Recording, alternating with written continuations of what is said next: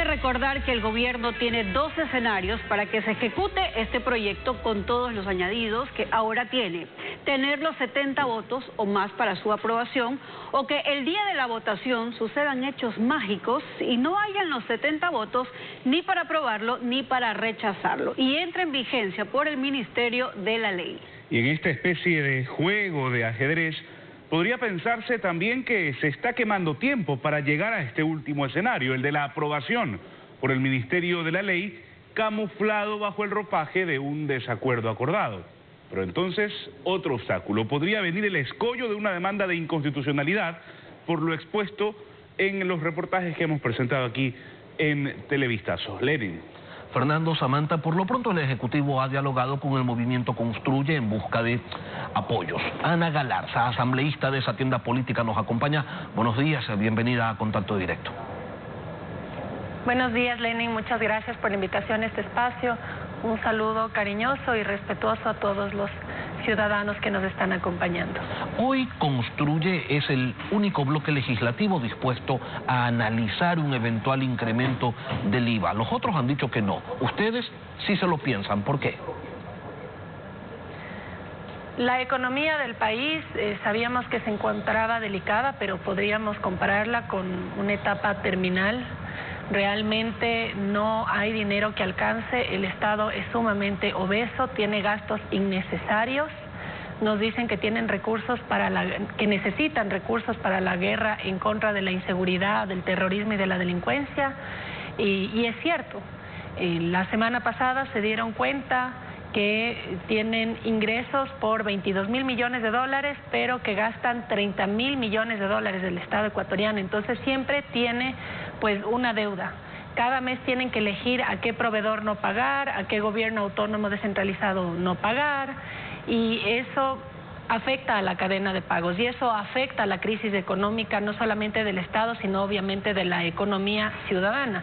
Entonces, evidentemente se tiene que ver soluciones que no afecten el bolsillo de la familia de la clase media, de la clase obrera, de las familias que menos tienen. ¿Cuáles son esas soluciones entonces?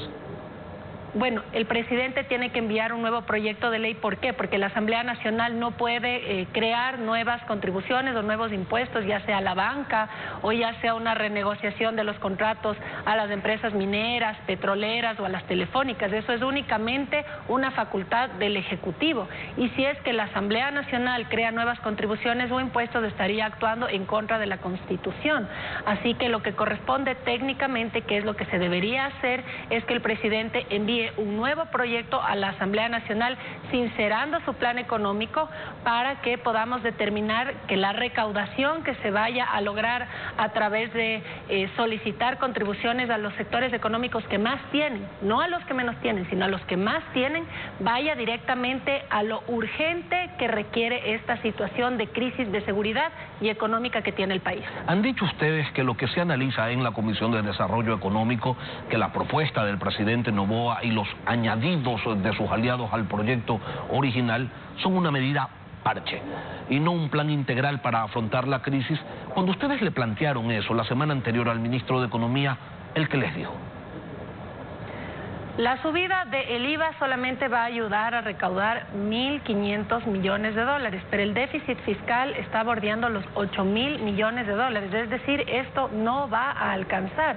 Por eso es que se tiene que revisar, por ejemplo, la focalización de los subsidios de los combustibles, porque en este momento gran parte de los subsidios de los combustibles, que son cerca de 4.000 millones de dólares anuales, gran parte de esos subsidios están yendo a sectores que no necesitan ser subsidiados, que son los sectores más ricos del Ecuador. Por eso la focalización va a permitir que el subsidio del valor del combustible diésel vaya a sectores sensibles como el transporte, como el sector agrícola y obviamente las familias que menos ingresos tienen. ¿Y qué les dijo el ministro cuando ustedes le plantearon? ¿Y qué les dijo el ministro cuando ustedes le plantearon esto? Se lo pregunto, asambleísta, porque en este espacio el ministro Vega dijo: el 15 de enero yo le presentaré al presidente todo un programa para subsidiar, para focalizar el subsidio a los combustibles. Está terminando el mes y no se tiene mayores noticias sobre eso. El gobierno está consciente que para poder solucionar esta crisis económica tiene que focalizar los combustibles, pero esa es una decisión que tiene que tomar el presidente de la República, y en esa decisión nosotros le apoyaremos porque nosotros tomamos decisiones técnicas, estamos dispuestos a apoyar en todo lo necesario para que el país pueda avanzar. Nosotros queremos ser una herramienta de gobernabilidad para poder encontrar soluciones técnicas, no demagógicas, no parches, no peseteos, para que podamos salir adelante y que esto no sea una, entre comillas, solución, porque no es ninguna solución de momento.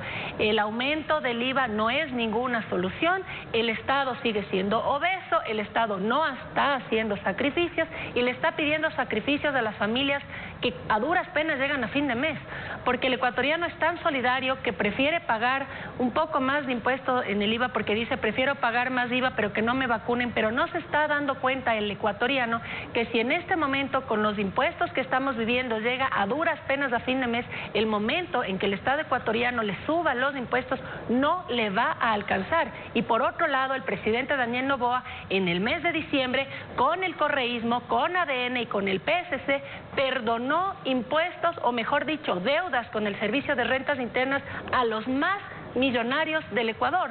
También permitió que se devuelva el IVA al sector de la construcción del país, que es uno de los sectores más millonarios del Ecuador. ¿Cómo pides que se devuelva impuestos a un sector que sí tiene recursos, conociendo que el Estado ecuatoriano está quebrado? Entonces, el presidente tiene que decidirse, o gobierna para todos, pero no puede estar gobernando solamente para los grupos económicos y de poder. Y ustedes le dijeron la semana anterior al gobierno, a sus representantes, que den marcha atrás en relación a eso que se aprobó a finales del año pasado. ¿Qué les dijeron? ¿Con qué cara los miraron cuando hicieron esa propuesta? Les dijimos que no podían seguir perdonando deudas a los más millonarios del país, porque no es que ellos no han podido pagar impuestos, sino que no han querido pagar impuestos. Hasta el día de hoy, el mayor deudor al Servicio de Rentas Internas es la empresa bananera Noboa, la empresa de la familia del presidente. Ni la familia del presidente quiere colaborar con el país y el presidente quiere que todos los ecuatorianos de clase media y baja sean los que colaboren con la crisis fiscal. Nosotros le hemos dicho, le hemos planteado al gobierno nacional que diferencie entre lo urgente y lo importante. Y es evidente que el gobierno no quiere colaborar en ese sentido. La semana pasada a dedo se adjudicó un contrato de 2.5 millones de dólares en publicidad para la presidencia de la República, mientras que si usted va a un hospital no va a encontrar el cuadro de medicamentos completo.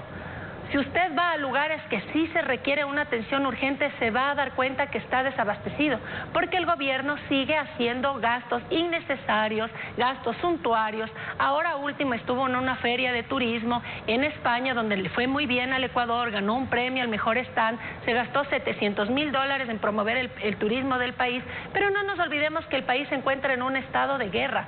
¿Qué turismo están promocionando si cuando llegan los turistas acá tienen miedo de que les asesinen? Entonces tenemos que revisar entre lo urgente y lo importante. Y lo urgente es que podamos recuperar la seguridad del país. De esa reunión del bloque de Construye con el gobierno se concluyó, pues, o se determinó la conformación de mesas técnicas, la herramienta precisa para no llegar a ningún lado. ¿Qué más? Primero, ¿qué es lo que se va a analizar en esas mesas técnicas? Y segundo, ¿hay acuerdo? ¿Hay un acuerdo entre Construye y el gobierno? Y si hay acuerdo, ¿en qué se fundamenta? Nosotros siempre lo hemos dicho, queremos que exista gobernabilidad en el país, pero eso no significa que el presidente tenga una patente de corso para imponerle un paquetazo a las personas que menos tienen y perdonarle deudas de impuestos a los más millonarios del país. Con eso jamás va a contar con nosotros porque no es ni justo ni equitativo. Nosotros siempre podremos apoyar siempre y cuando las decisiones sean tomadas desde una perspectiva técnica y responsable. Le hemos dicho al gobierno que haga los sacrificios necesarios, que haga una renegociación de los contratos de concesiones de mineras, de petroleras, de las telefónicas, pero eso tiene que hacerlo el presidente porque no lo puede hacer la Asamblea Nacional. Ya le hemos dicho que se suba impuestos solamente va a ayudar a recopilar 1.500 millones de dólares anuales y el déficit fiscal es mucho más grande. Está en peligro no solo la dolarización, también está en peligro la cadena de pagos, porque al no pagar, por ejemplo, cada mes a un proveedor, a un gobierno autónomo descentralizado, esta institución no puede pagar a los contratistas no pueden pagar a sus trabajadores y todo se vuelve en un círculo vicioso. Estamos dispuestos a dialogar con el Ejecutivo, estamos dispuestos a apoyar con nuestros votos siempre y cuando sean propuestas reales reales y que también nos demos cuenta que exista un sacrificio de parte del Ejecutivo. No podemos seguir teniendo un Estado obeso con instituciones que en este momento no son necesarias. La superintendencia de revisión de datos, ¿de qué le sirve en este momento al Estado ecuatoriano cuando se encuentra sumamente endeudado? Lo que estamos pidiéndole al presidente es que no haga estas jugarretas políticas con sus dos aliados, que es el correísmo y el Partido Social Cristiano, de pasar un paquetazo, una ley impuestera por Ministerio de la Ley, porque eso le va a afectar a la ciudadanía. ¿A eso está apuntando el gobierno? Lo más probable es que estas dos bancadas procuren lavarse las manos frente a su electorado, pero que estén acordando el desacuerdo, entre comillas, con el presidente para lograr que se pasen más impuestos en contra de la economía familiar de la clase media y de la clase más pobre del país, como ya lo hizo el correísmo con el presidente Guillermo Lasso, a cambio de que el presidente Guillermo Lasso entregue los informes favorables de la SNAI para que sean liberados los delincuentes de la Revolución Ciudadana. El tema aquí es que en política nacional, generalmente a nadie le gusta mojarse el poncho, a nadie le gusta salir salpicado por sus propios actos, y entonces si el correísmo y los socialcristianos no votan en contra del proyecto, quedarían evidenciados ante el país como validadores de esto que se ha presentado. ¿Qué otra opción tendrían? Bueno, aquí hay diferentes opciones.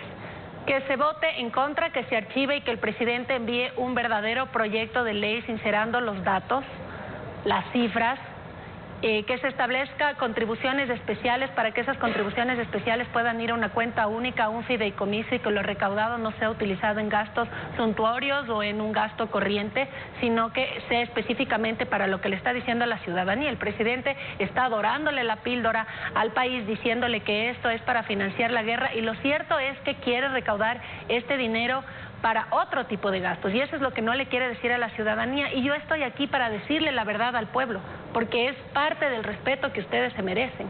Entonces lo que queremos es que se envíe un nuevo proyecto de ley que sea técnicamente hecho con las cifras sinceradas. ¿Por qué? Porque en la Asamblea Nacional no se pueden crear nuevos impuestos, es inconstitucional, tampoco sería favorable que pase por Ministerio de la Ley. El tiempo corre, la situación económica es compleja, se necesitan recursos para la guerra y también para cubrir los atrasos que se acumulan, el déficit fiscal que llega a los 8.000 millones de dólares, y todo apunta a que el proyecto que se está analizando en el legislativo pues no cubre sino en una parte muy pequeña, todas estas necesidades. Ana Galarza, asambleísta de Construye, gracias por acompañarnos hoy aquí en Contacto Directo. Muchas gracias a usted, Lenin, por la invitación a este espacio. Muchas gracias también al país que nos está apoyando en ser esa herramienta de solución para el Ecuador que todos deseamos. Un Ecuador seguro, un Ecuador con economía estable.